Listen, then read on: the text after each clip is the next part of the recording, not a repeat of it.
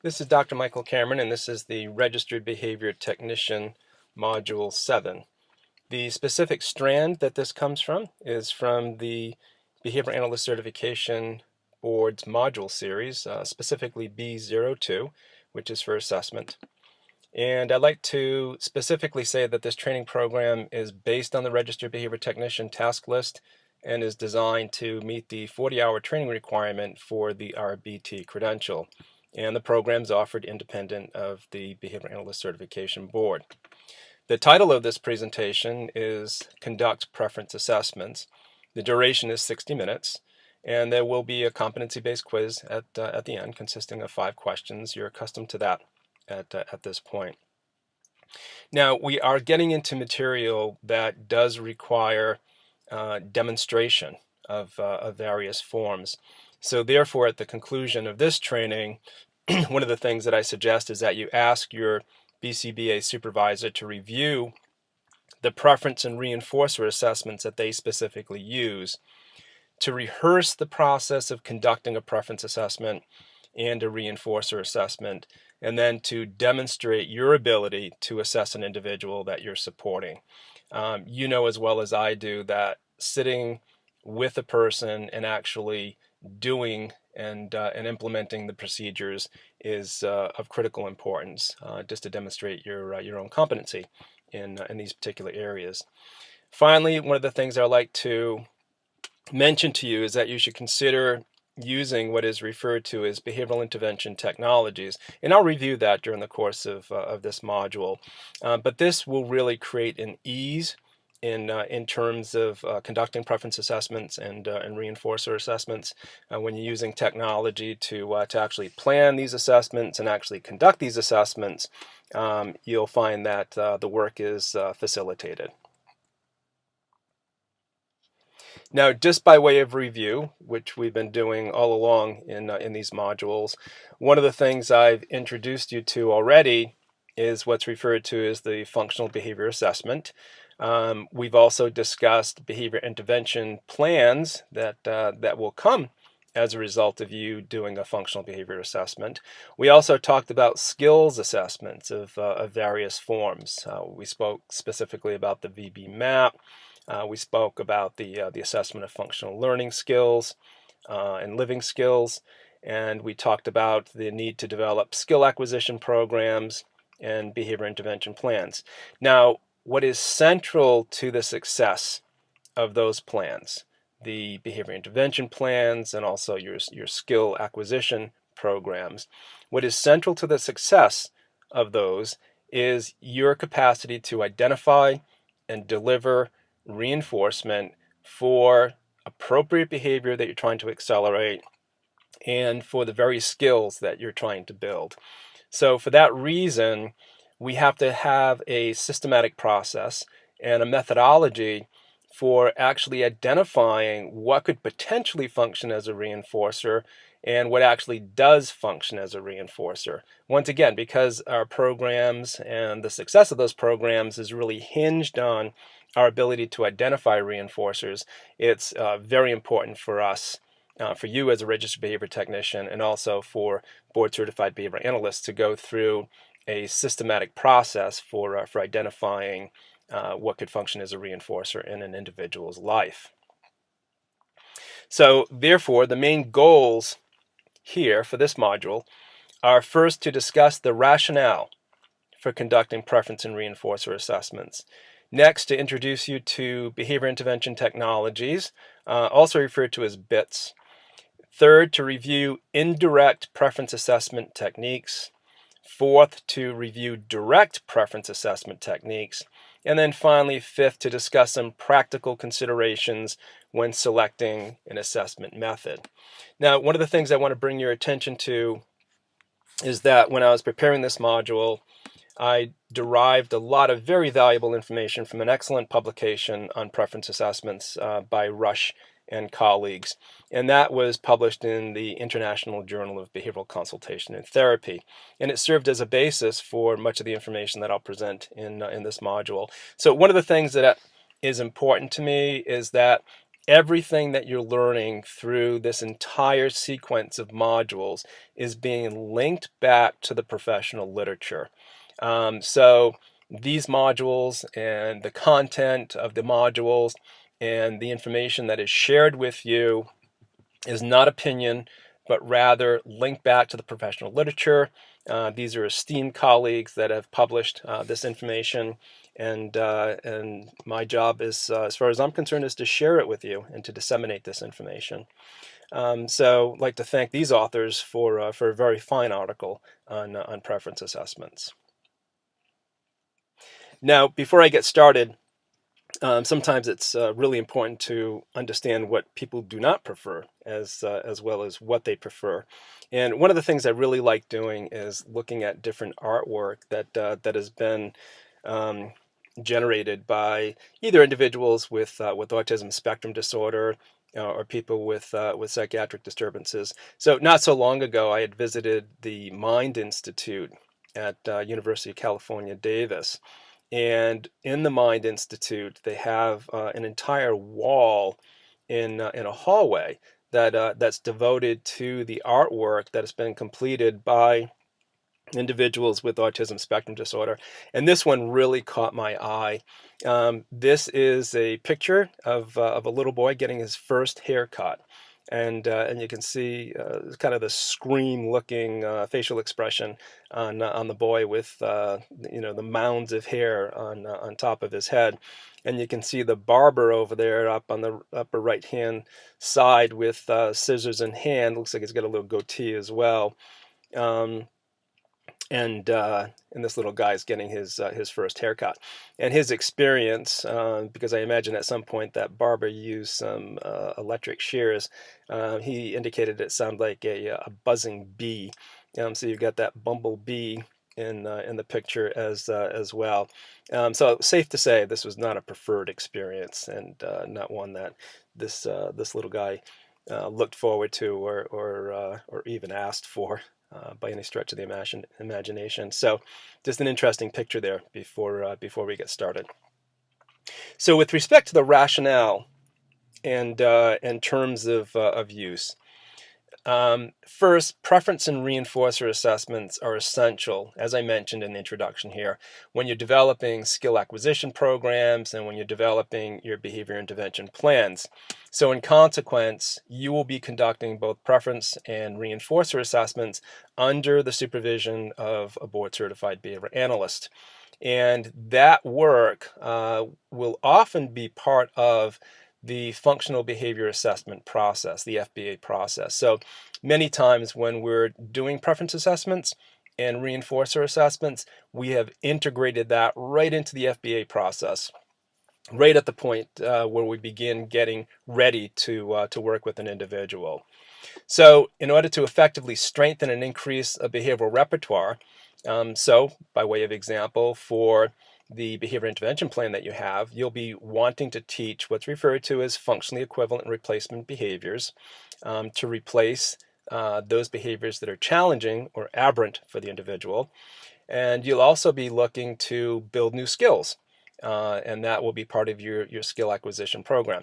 So therefore, it's essential for you as a registered behavior technician to know which items you'll be using or what activities you'll be using will actually function as a reinforcer for the individual. And I want to remind you, in one of the previous modules, we referred to and discussed the 8 different categories. So reminding you again to get creative with these reinforcers because they can fall into various categories, and you can discover things about people that's interesting as a result of considering all of those 8 categories. So a little bit of a reach back to the previous module there.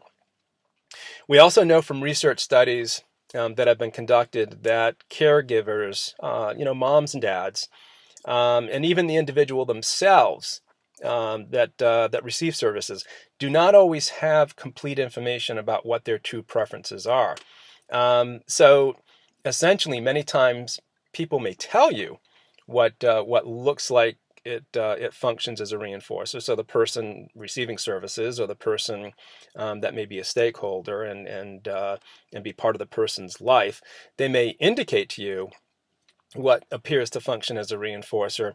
However, once a preference assessment is conducted, and certainly once a reinforcer assessment is conducted, many times we find that the information that was given is not necessarily holding up.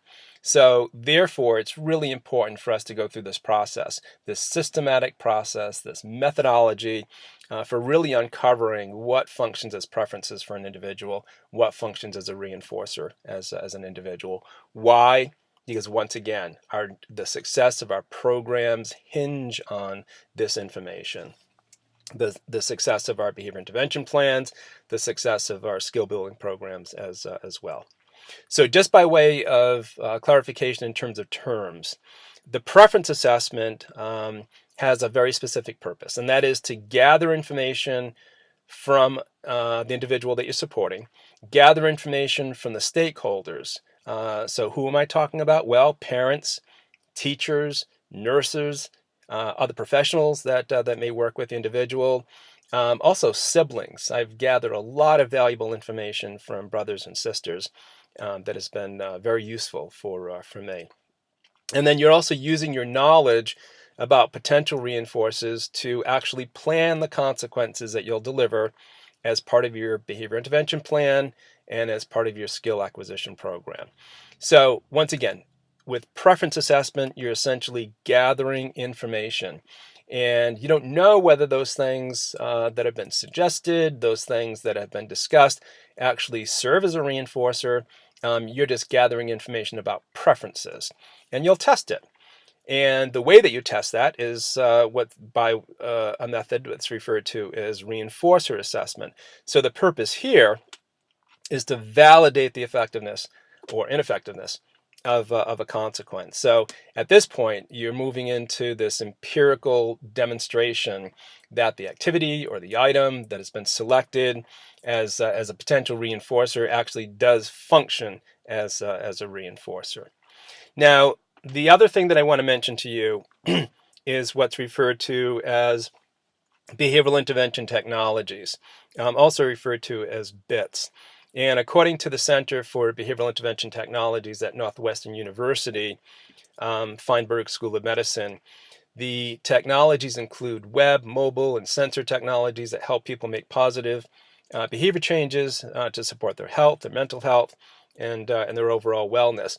I'm mentioning this to you because there are technologies available.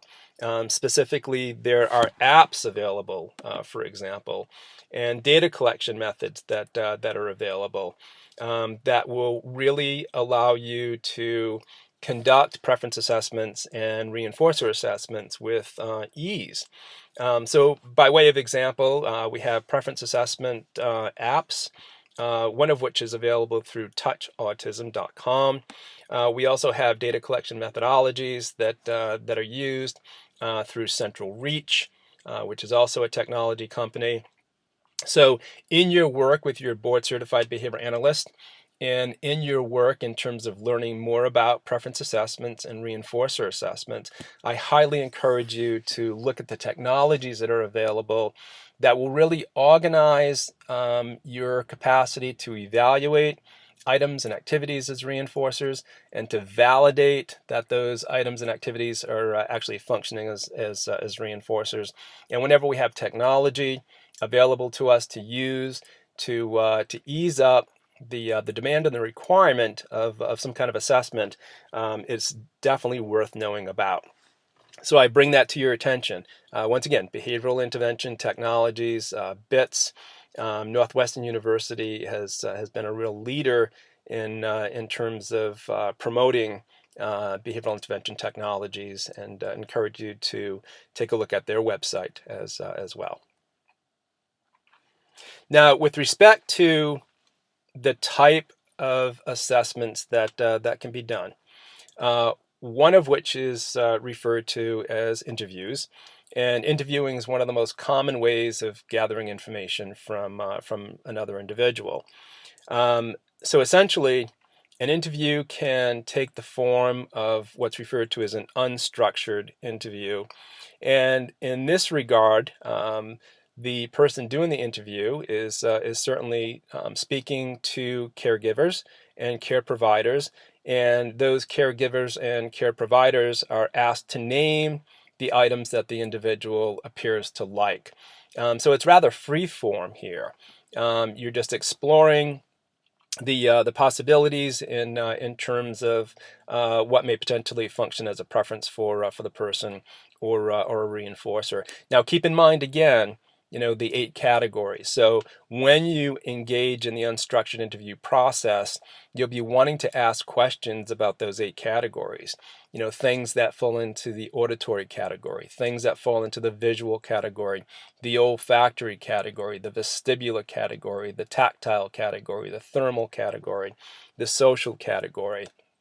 So the unstructured interview is a beginning point. It's a process that you can follow, and it's very useful in terms of gathering some initial information about a person.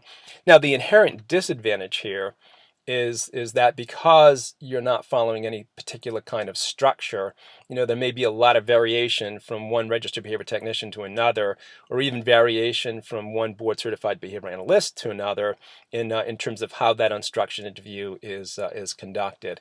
So convenient to do, however, inherent disadvantages in terms of the formality of it and essentially the sequence of it. Now, to correct that problem, we have as a possibility what's referred to as a structured interview process. And then during the structured interview process, the stakeholders or caregivers, for example, care providers, will be asked questions about potentially reinforcing items.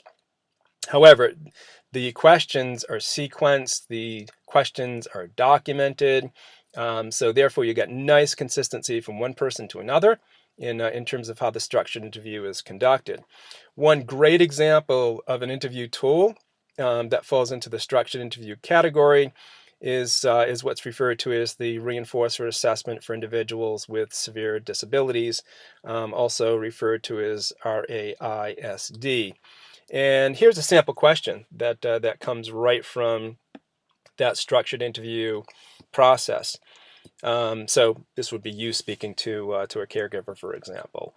Some children really enjoy certain sounds, such as listening to music, car sounds, whistles, beeps, siren sounds, clapping, people singing.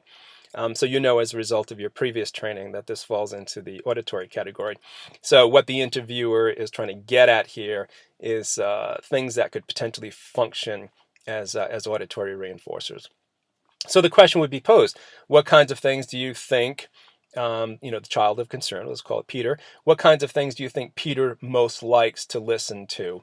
And then the person being interviewed will indicate, Peter really likes video sounds and sounds from the games that he plays. He really likes the sound of sirens in the community. The responses will be quite varied because reinforcers, as you know, are highly individualized. I should also mention that the reinforcer assessment for individuals with severe disabilities is available online, so it's something that you could easily download and take a look at. And depending on the outcome of your conversation with your board certified behavior analyst, this may be an option for you to use. So that's our first category. We have this option of doing interviews with people, and the interview could be unstructured, and you're just gathering information in a rather informal way, or the interview could be structured. And if it is structured, you're using a tool such as the RAISD, and once again, that's available to you online. Now, another option with respect to identifying preferences and reinforcers for an individual is through survey. Surveys fall into 2 different categories. One is referred to as a standardized survey, and this is designed to present the same questions in the same order to the stakeholders that that know the individual. The second kind of survey is what's referred to as a clinician survey, and this is a list of potential reinforcers that's presented, and the interviewee is asked to select preferred items. One of the things that I like about this particular form of survey is that the possibilities are delineated, they're outlined. So similar to what we just saw in the last slide, actual items are named, and items from different categories are named. So you'll see things named from the auditory category, from the visual category, from the gustatory category. And then the individual that's being interviewed is being asked to rank order those items and to state how much they think that the child that they're concerned about likes the item. Sometimes they're asked to pick between two items and to give some kind of indication in terms of which of the two would likely be most preferred by the child that is the topic of concern. So one such clinician survey is what's referred to as the child reinforcement survey. And the child reinforcement survey is designed for individuals of varying ages. So there's one version that's designed for children between 2 and 6 years old. There's another version that's designed for children between 6 and 12 years old. Why is the case? Well, it's the case for logical reasons, that the reinforcers that may appeal to an individual is going to vary as a result of developmental level, as a result of age, as a result of culture, as a result of experience. So the child reinforcement survey does a nice job in terms of giving different options based on the age of the individual. One of the things that I want to point out to you is that there is a website. It's referred to as able-differently.org. And this particular reinforcement survey that I'm mentioning right now is available on that particular website. They also provide resources, and two I'll mention. One is the child's strengths checklist, and the second one is family support and natural ecology chart. So again, this is a website with a lot of very useful resources. And one of the things I really appreciated about this website was the child's strengths checklist, because one of the things that we've talked about before in our training modules is the need to be strength-based. And that is a term you've heard me use before, and I'll keep reminding you about it. We're always working toward an individual's strengths, and having some kind of system where we can identify those strengths is very helpful. So the child reinforcement survey, it's a kind of clinician survey. You got the actual items that are listed for an individual, and you're asking the person that's being interviewed to make selections and to rank order the possibilities. So we have interviews, we have surveys as a possibility in terms of gathering information about an individual. Now, once again, one of the inherent difficulties is that the interviews and the clinician surveys and the standardized surveys are subjective. So people are essentially giving you their opinion. And as we know from the research, the expressed opinion of an individual does not necessarily translate into a reality in terms of what really does function as a preference or a reinforcer for an individual. So the way that we solve that problem is by doing what's referred to as direct preference assessments.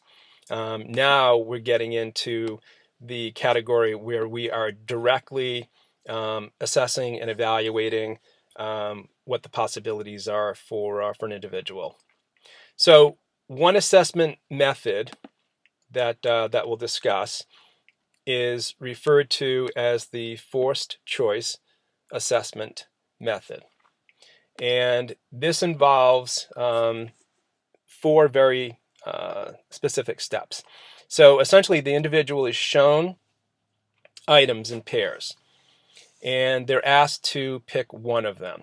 So in step one, for example, one of the things that you'll do is gather the items that you plan on testing.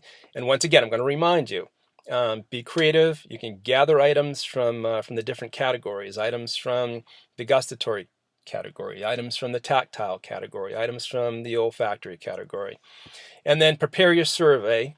And what you'll plan to do is to present the individual the items two at a time.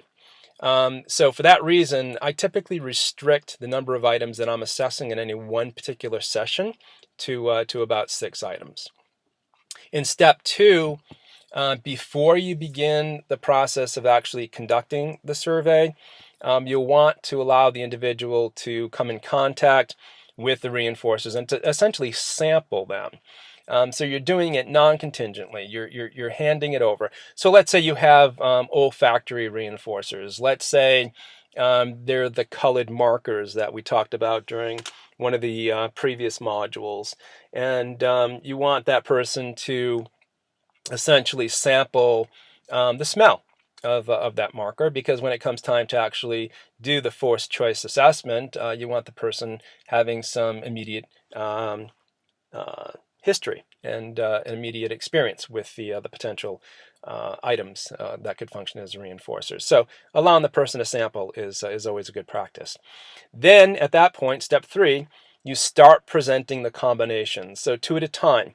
One of the things I highly recommend is that you use what's referred to as a combination calculator to ensure that all combination possibilities are recorded, and that you're following those possibilities in terms of your selection or your assessment process. So this goes back to high school math in terms of combinations, and today it's very convenient. I talked about the use of technology. You can easily go online and pull up a combination calculator, indicate the number of items that you want to use for the purpose of your assessment, and that combination calculator will give you the delineation of all possibilities, all combinations, all possibilities. So it'll do the work for you. And that'll be an important step because you want to get this right during this forced choice assessment process. And then finally, as a result of presenting the items 2 at a time and going through a complete session where you've done that, you'll essentially rank order the preferences by calculating what's referred to as the preference percentage. And that is easily done by dividing the number of times X item was selected, and that's divided by the total number of choice pairs that included X item. So I give you the formula here for doing that simple calculation. So this is the forced choice methodology. 2 items at a time, presented to the individual. They sample those items prior to going into the assessment process, and you'll be able to get a ranking of the preference of all the items that you presented to the individual. This is a direct assessment, differs from the interviews that we talked about, and also the survey tools that we talked about. Now, another option is what's referred to as a single stimulus assessment. Now, this option is one that's designed for a person that does not have choice-making capabilities.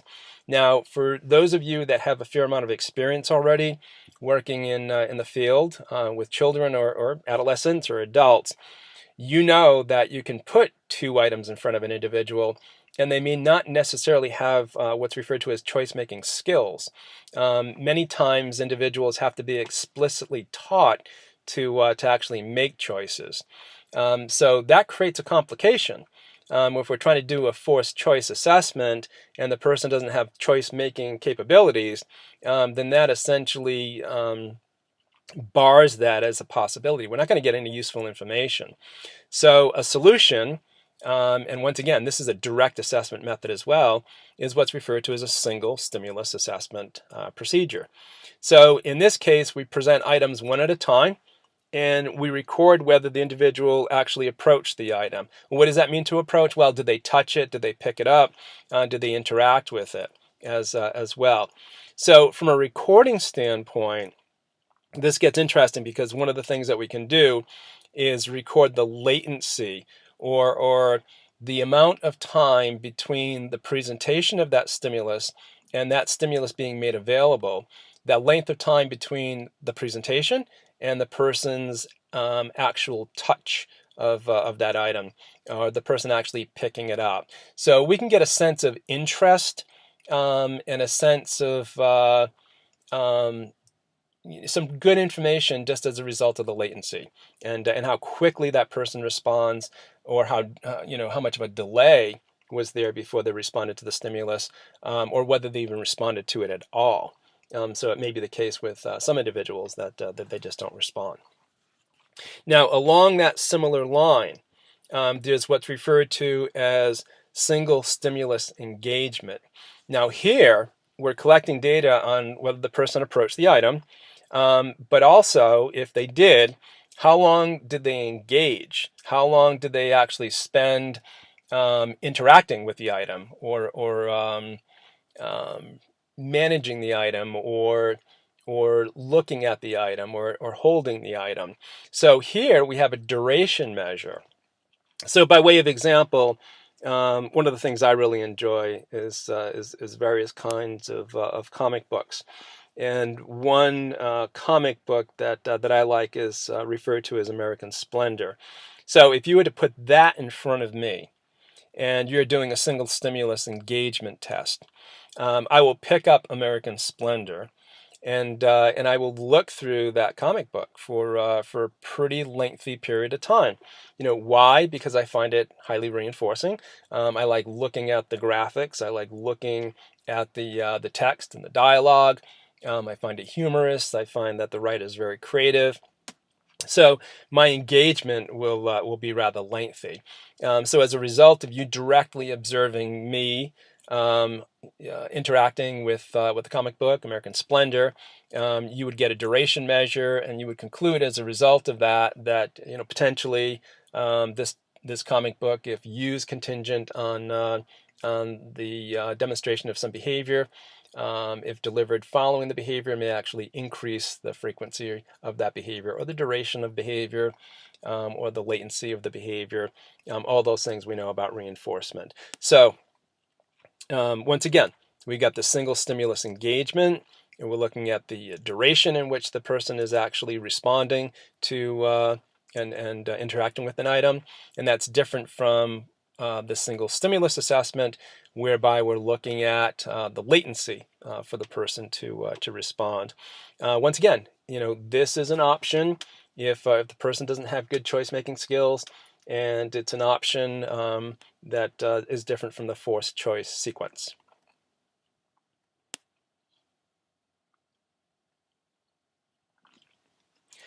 Another option in terms of direct preference assessment is what's referred to as multiple stimulus with replacement. Okay, what that means is that there are multiple stimuli presented to an individual, and the presentation format can be varied. Some people will put the stimuli in a linear format. Others may stack the stimuli, or just set up an array of stimuli on a tabletop, for example. So the point is that multiple items are presented to the individual all at once. And the requirement of the person that's going through this assessment process is to select the one that they may be interested in. So on the page over here on the left, I'm doing some preference assessments with adolescents, and they have particular things that they really enjoy doing. One of which is F1 racing, which is go-kart racing. Another preference is music that they like listening to. So through information that I'll gather from family members, for example, I'll specifically put the music choices down as part of the preference assessment. One of the things I should mention is I will not come from my own head, and I will not put my preferences down in terms of music, but I'll always have some information, some general information from the stakeholders in terms of what music choices to present. For this group, I'm also giving the option for a piece of technology. It's called Go Animate. It's essentially a movie maker, and it's available free online. And essentially, a person can create cartoons and create dialogue, and then play back an actual video and in a movie where their constructed comic is played out. Interesting technology because you can import your own voices, you can import your own pictures as well. And then maybe there's a gustatory reinforcer that I'm making available. There's a place not so far from my house. It's called the Oinkster, and it's a fast food restaurant. Actually, their advertisement is slow fast food, and it's nearby. So here are the options for the individual that I may be doing this kind of preference assessment with. So the format would involve them seeing what all the possibilities are, and then them making the selection. But once they make the selection, that stimulus item is replaced. So it's put back down. And the reason for that is because we want to give them the option of selecting it once again through our session if that's something that is highly preferred. So they can be picking potentially the same item with repetition. And that's called a multiple stimulus with replacement assessment. Now, the option is what's referred to as a multiple stimulus without replacement session, and that involves the identical procedure. However, once the individual selects the item, it is put aside. So let's say, for example, the person being evaluated at this point selects Maroon 5. They want music as a reinforcer. They want to listen to the song Sugar. So once that one is selected, it is put aside. So what that then leaves is the go-kart racing, the Go Animate video, or Oinkster as a potential gustatory reinforcer. Then the person is required to pick among those remaining stimuli. So next, perhaps the person selects go-kart racing. So now we got go-kart racing pushed aside, as well as Maroon 5. And what that leaves in balance is the Go Animate video or the Oinkster. And then the person makes the next selection. And then finally, only one choice is available. And then that immediately gives us a hierarchy of choice. So what this person has told us through a multiple stimulus without replacement method is that, hey, Maroon 5 is top choice. And then second after that is the go-kart racing. And then after that, maybe Oinkster. And then finally, the Go Animate video option. So that gives the person, the assessor, you as registered behavior technician, a sense of a hierarchy of what that individual prefers. And that's the value and the beauty of the multiple stimulus without replacement method, is that once something's selected, it goes away, and then the person is essentially required to prioritize based on the balance of the items that they have. So two more options here in terms of direct assessment: the multiple stimulus with replacement, and also the multiple stimulus without replacement options.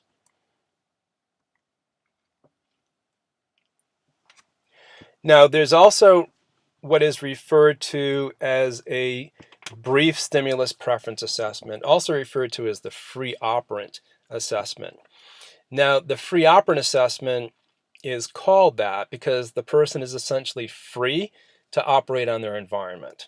That's why it's referred to as free operant. So the person isn't given any structure or restrictions.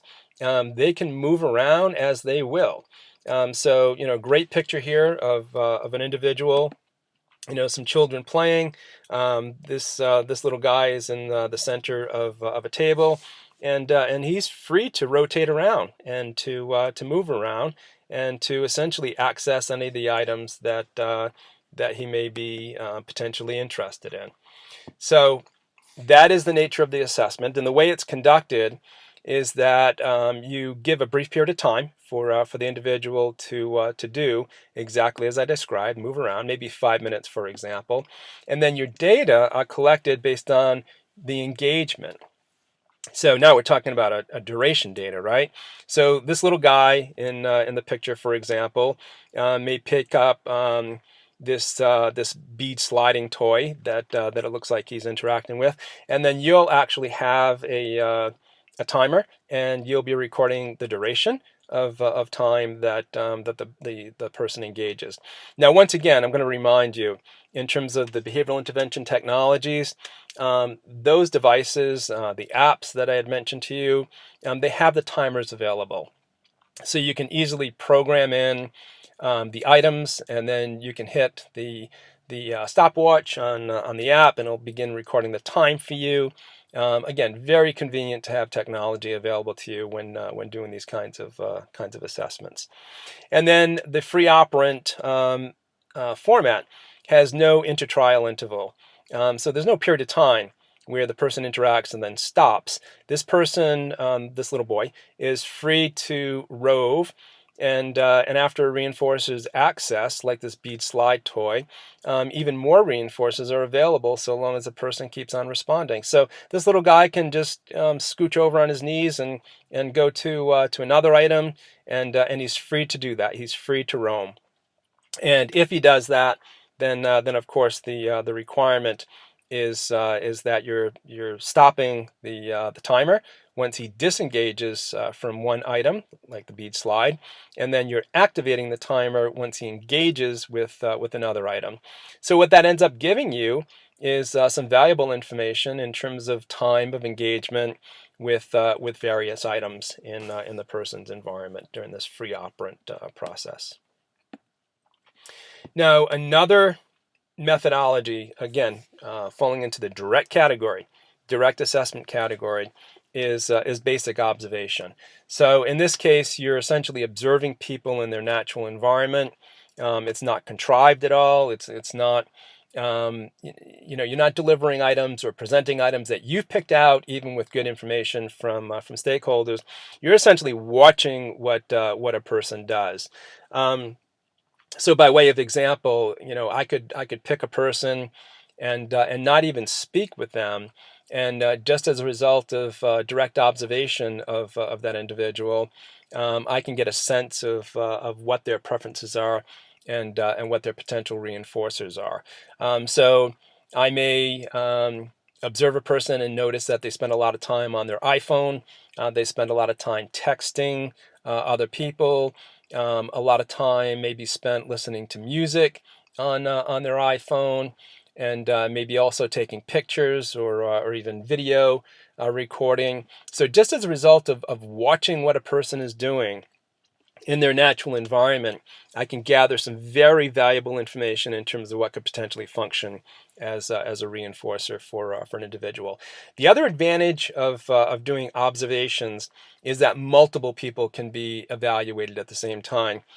So you may be working with a child, and maybe your intention is to develop some good play skills for a child with autism spectrum disorder, and maybe you begin doing that as a result of having that child interact with their siblings. So you could take all of the siblings. Let's say there's 3 siblings, as well as the child, and you can do a direct observation of all of them and get a sense of what their preferences are, because then that information becomes very valuable when trying to design a reinforcement program for good play skills for the individual. So there we go. We have 2 other options: the brief stimulus preference assessment, free operant assessment methodology, and then the observation methodology as well. Now, I need to point out some practical considerations when doing preference assessments. The first one is, does the person that I plan on evaluating and assessing have choice-making abilities? So we know, as a result of working with individuals on the spectrum, that it is a spectrum. There's a continuum of capabilities, a continuum of ability and functioning. So we have individuals who are severely affected, who may not have language skills, or may be nonverbal. They may be quite compromised in terms of the skills that that they demonstrate, all the way to individuals with autism spectrum disorder who are highly verbal, may have normal intelligence, if not falling into the gifted category, and are quite capable of making choices. So one of the practical things we have to consider is, does the person have choice-making abilities? Because if the answer is yes, then that will lead you to a specific kind of assessment methodology. You could do the forced choice methodology, you could do the multiple stimulus with replacement, multiple stimulus without replacement method, and all those are an option for you. If the answer is no, then that falls in to the category of single stimulus preference assessment, or the free operant methodology. The next consideration is whether the person's attention span is appropriately matched to the assessment type. So if you have an individual who is compromised in terms of their ability to attend for any length of time, then that is going to also have implications in terms of what assessment method that you use. The third consideration is whether the assessment process will actually affect the person's behavioral state. By that I mean that sometimes individuals coming in contact with things that are highly preferred can essentially impact the individual in such a way that when the item's removed, because you're trying to do an entire session, that could result in a person's shift in their behavioral state. So it may provoke some challenging behaviors. So you just gave the individual access to their preferred music. You just gave them access to Maroon 5. However, after 30 seconds of listening to Maroon 5, the song Sugar, you're not even getting through the entire song, and maybe you're stopping it, and that could provoke some challenging behavior. So you're always considering those possibilities as well, and then you'll adjust yourself and your assessment method based on what you know about the individual, because we don't want to disrupt the entire assessment process as a result of provoking challenging behavior. The next consideration is whether or not there's a goodness of fit between the items and activities that we've selected and the age of the individual, the culture in which the potential reinforcers will be used. Could be a classroom culture, for example, and the social environment. So from an age standpoint, we're ensuring that the items that we select are age appropriate, appropriate to the person's developmental level as well. We want to avoid having that individual carry or be seen with things that could be very stigmatizing to the individual.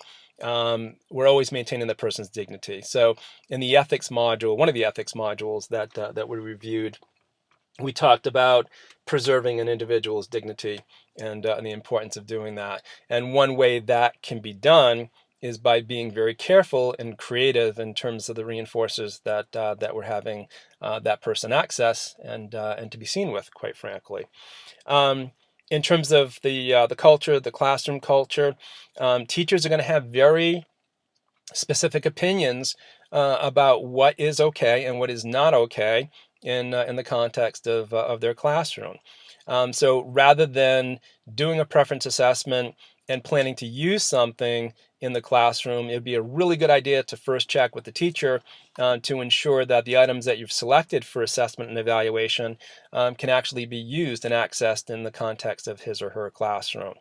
Also, from a cultural standpoint, we talked about this during the ethics component and considerations. Ensure that whatever foods that you've selected or even activities that you've selected is reconciling with the cultural values of the family, and that you're not deviating from the values of the preferences of the family as a result of the reinforcers and preferences that you're selecting. And then finally, you're considering the social environment in which you plan on using the reinforcers. Automobiles, for example, if I'm delivering reinforcers in a car and the individual has a history of aberrant behavior, I want to make sure that the items that I select are conducive to being in a car.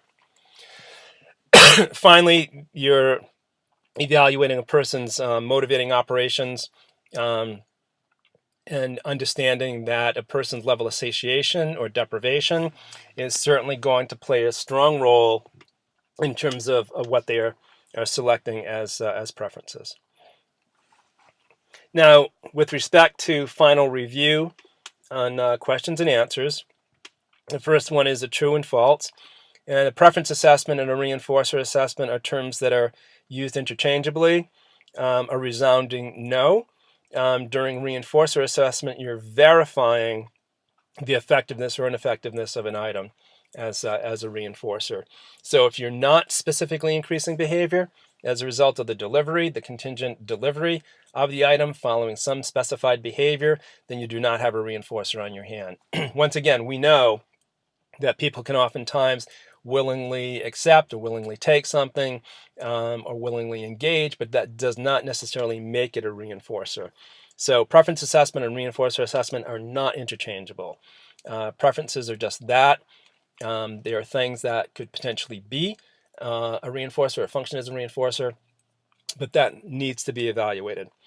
Second question, true and false again. The effectiveness of your behavior intervention plan and your skill acquisition programs will be linked to your ability to identify and use reinforcers. So true.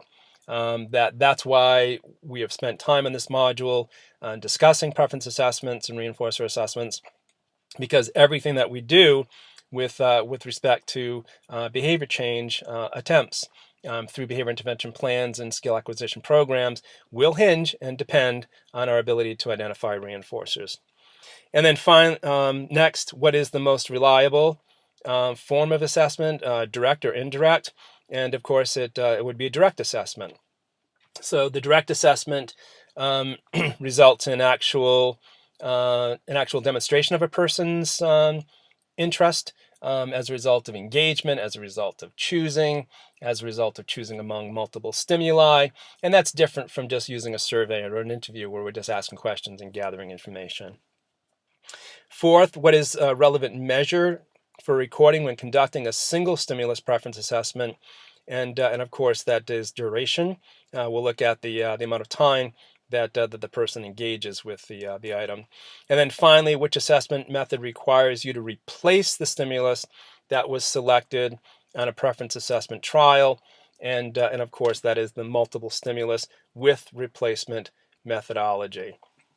So once again, preference assessment and reinforcement assessment is such a very essential component of things that you will do as a registered behavior technician. And I just want to remind you, it'll be really important for you to first speak with your board certified behavior analyst and get a sense of what preference assessment methods that they use, what reinforcement assessment methods that they used, and then begin practicing and rehearsing the use of those procedures.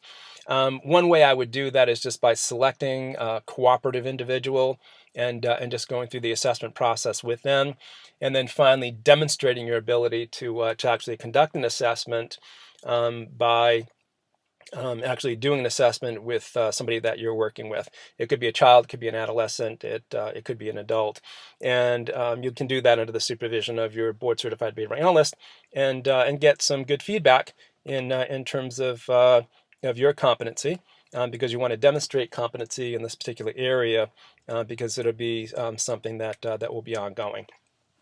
And that is the final point that I would like to make here before I leave you, is that preference assessment and reinforcement assessment is a dynamic process. This is something that we're doing repeatedly. And the reason for that is because our preferences and our reinforcers shift and change all the time. They change and shift for you, they change and shift for me. And what functions as something that's preferred or something that is a reinforcer can really depend on physiological states, biological states. For example, if you are suffering from a cold or you have a flu, you're not feeling well, what functions as a reinforcer for you under that situation is going to be different from when you're feeling well and feeling healthy. And also, the motivating operations play a role as well. If you're satiated, or if you're deprived of something, what functions as a reinforcer is going to be different. So this is constantly changing and shifting. So get some really good guidelines from your board certified behavior analyst in terms of how often you should be conducting the preference assessments and the reinforcer assessments, because you want to dynamically be evaluating an individual, and you want to be informed and then reinformed in terms of what's functioning as a reinforcer. And then finally, my concluding comment is just remember that there are behavioral intervention technologies available. There are some great apps on the market, some great data collection methods on the market that will aid you in this process. One that I like to point out is Central Reach, and there are others available as well. They will be apps and programs that you'll want to check out because it'll make your work a lot easier. Okay, until the next module, thank you for your attention. Bye-bye.